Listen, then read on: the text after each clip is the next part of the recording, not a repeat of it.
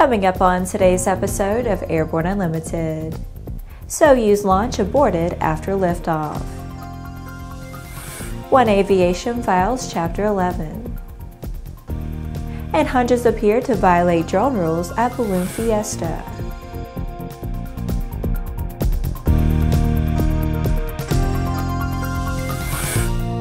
Hello, I'm Laura Hudson. It's October 12th, and this is Airborne Unlimited. A Russian launch to the ISS carrying a Russian and American astronaut was aborted early in the launch phase, but has resulted in the safe landing and recovery of both crewmen. Few astronauts will argue that a failure early in the launch phase is one of their worst nightmares. And for first-time NASA astronaut Nick Hague, this very short first rocket excursion had to be a stunning disappointment. NASA's initial statement says the Soyuz MS-10 spacecraft launched from the Baikonur Cosmodrome in Kazakhstan to the International Space Station at 4:40 a.m. Eastern Daylight Time, Thursday, October 11th, carrying American astronaut Nick Hague and Russian cosmonaut Alexey Ovchinin. Shortly after launch, there was an anomaly with the booster, and the launch ascent was aborted, resulting in a ballistic landing of the spacecraft. Rescue operations recovered both astronauts safely and without significant injury. But this accident leaves the ISS program with no manned launch capability until the vehicle is ready for manned launches, after investigation, or until Boeing and SpaceX ready their manned vehicles for operations next year. After the break, Pentagon grounds worldwide fleet of F-35 aircraft. The dream is real, a truly affordable personal jet aircraft. The Subsonics Personal Jet Kit is priced at only $42,000. Kit plus engine is still under $100K. Add instruments, upholstery, and paint and you're flying. It's time to put your money where your bucket list is. Learn more at sonicsaircraft.com.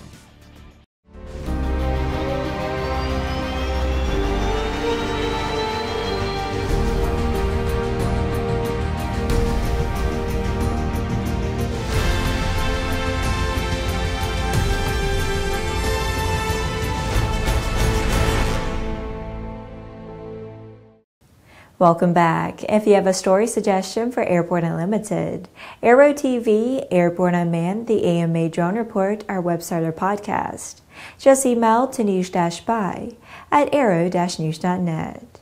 With so much news coming out of the aviation industry, we're summarizing some other interesting stories in a brief segment we call Around the Patch.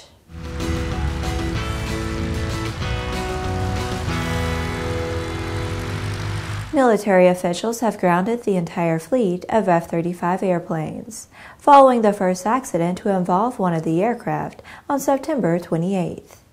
The F-35 Joint Program Office said that U.S. services and international partners have temporarily suspended F-35 flight operations, while the enterprise conducts a fleet-wide inspection of a fuel component on F-35 aircraft. If suspect fuel components are installed, the part will be removed and replaced. Inspections are expected to be completed within the next 24 to 48 hours. A pilot lost his career after testing positive for THC, the active component in marijuana. In 2017, Nate Krebs had been hired and then furloughed by his airline. When recalled, he went through drug screening and the substance was detected in a urine test. Prior to that, he had eaten a piece of candy left by a friend, a marijuana gummy that is legal in Colorado. His friend confirmed what it was. Krebs lost his job and medical certificate. Eventually reinstated, he is using the incident to warn other pilots to be very careful. Pilots approaching retirement age at FedEx have been offered bonuses ranging from $40,000 to $110,000 to keep flying through the busy holiday season. The bonuses are reportedly part of the latest pilot contract with the company. They reflect the coming wave of pilot retirements and the global pilot shortage. FedEx anticipates losing between 150 and 200 pilots due to retirement this year, and around the same number each year for the foreseeable future. United Airlines has unveiled its state-of-the-art flight training center in Denver, Colorado. The single-site training center is the largest in the world and home to more than 30 full-flight simulators. The Flight Training Center is visited by United's more than 12,000 pilots at least once a year for new and recurrent training. More than 24 other airlines and government agencies also send their personnel to train at the facility. Well, that's it for today's trip around the patch. Now let's move on to the rest of the news. It's been a long, tough road for the Eclipse program and its associated efforts, but at least the fight is still on. One Aviation Corporation have confirmed that the company has entered into a consensual restructuring pursuant to the terms of Restructuring Support Agreement with support from 100% of its voting first lien lenders. As part of this process, the company has voluntarily filed for Chapter 11 bankruptcy, while concurrently securing financing from its first position lender. This influx of capital combined with its normal operating cash flow will reportedly allow One Aviation to maintain normal operations, minimize business disruption, and position the company for a successful future.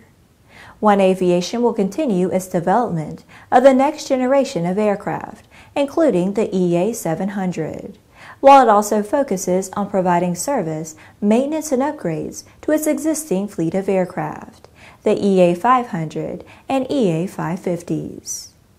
The path to this outcome has been long and difficult. The management team appreciates the generous support it has received from its employees, service providers, suppliers, and customers throughout the process, says CEO Alan Klapmeyer. After these messages, hundreds appear to violate drone rules at Balloon Fiesta.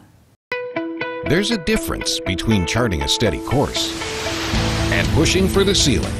And for nearly a century, Hartzell Propeller has been defining that difference. It's in our passion for engineering and research and our dedication to testing the limits of performance. We are built on honor. We are Hartzell Propeller.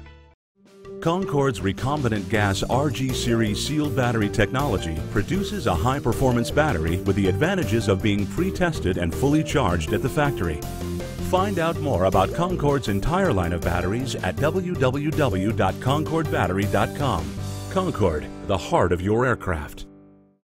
Welcome back. It's disheartening to note that while so many of the hobby drone community are working hard to be and stay legal, too many are not.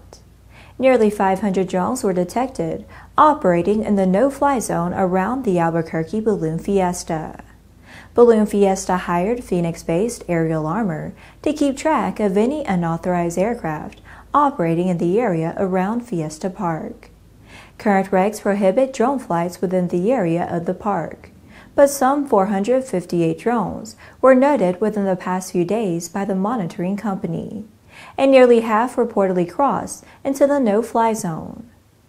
Aerial Armor's operation manager Brandon Lugo noted that the company used a DJI Aeroscope system, which basically has a few different sensors that are set up around the field and monitoring radio frequency signals, he said. The system collects flight path information, where the operator is standing, and the serial number of the drones.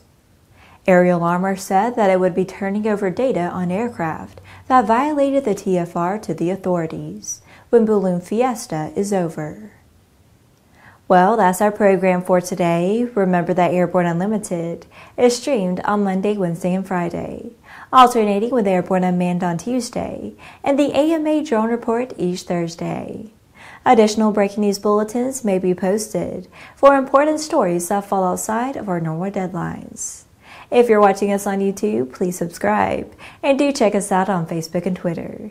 Get comprehensive, real-time, 24/7 coverage of the latest aviation and aerospace stories anytime at aero-news.net. Have a great weekend. We'll see you Monday.